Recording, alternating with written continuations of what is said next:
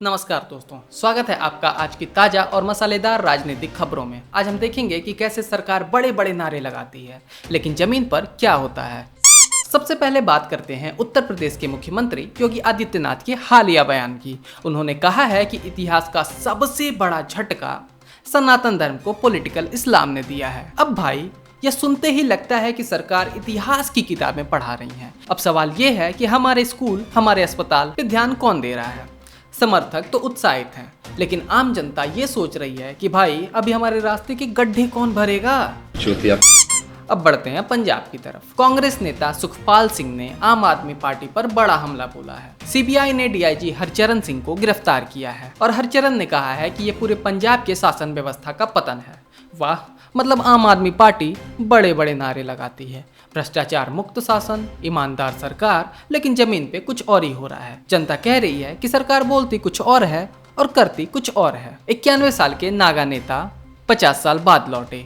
उनकी party NSCN दो बड़ी मांगे लेके आई, अलग नागा झंडा और अलग संविधान। सरकार इसे समझौता कह रही है, लेकिन असली सवाल ये है कि इस लंबे संघर्ष का हाल सिर्फ दिखावा है या सच में कोई ठोस कदम है। इस कदम से शांति प्रक्रिया पर क्या असर पड़ेगा और केंद्र सरकार के सामने क्या चुनौतियां आएंगी, ये सवाल अभी भी बरकरार है। वापस चलते हैं यूपी की राजनीति में।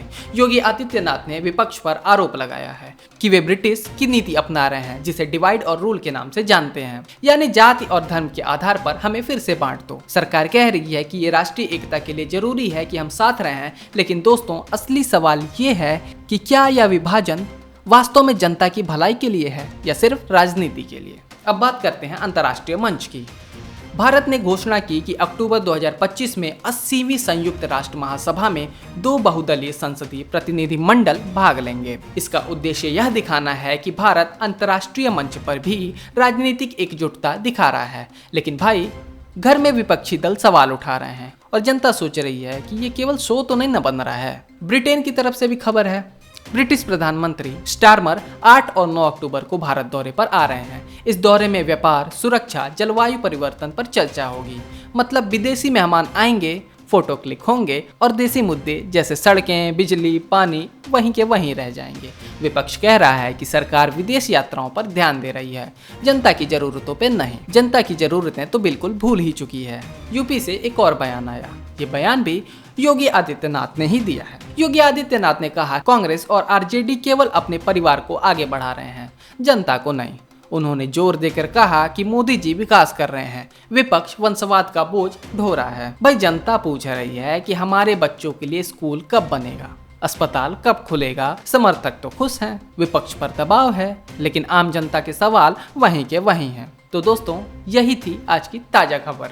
सरकार के नारे और जमीन के हकीकत के बीच फर्क हमेशा से ही रहता है। याद रखिए, राजनीति में जो चमकदार दिखता है, ये जरूरी नहीं कि असल में भी चमकदार हो। मिलते हैं कल नई खबरों के साथ, तब तक के लिए धन्यवाद।